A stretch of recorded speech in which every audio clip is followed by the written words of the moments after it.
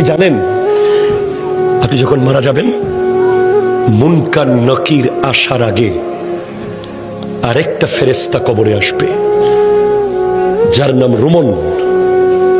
সে আপনাকে বসাবে, বলবে লেখো উকতুব আমালাক, তোমার ৬০ বছর কি কি করেছো প্রত্যেকটা মুহূর্ত লিখে দাও। ৭০ বছর যা যা করেছো সব লিখে দাও। ৯০ বছর যা যা করেছো সব লিখে দাও।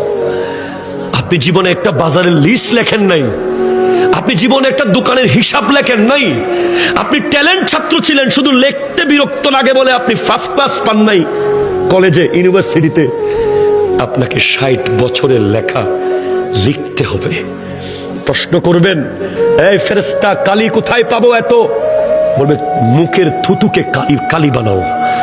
কলম কোথায় পাবো? হাতের আঙ্গুলকে কলম বানাও।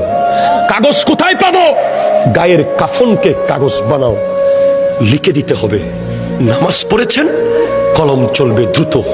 রোজা রেখেছেন, কলম স্পিডে চলবে। দান করেছেন, কলম স্পিডে চলবে। মা বাবার খিদমত করেছেন, কলম দ্রুত চলবে। সুদ খেয়েছেন, কলম চলবে না। ঘুষ খেয়েছেন, কলম চলবে না।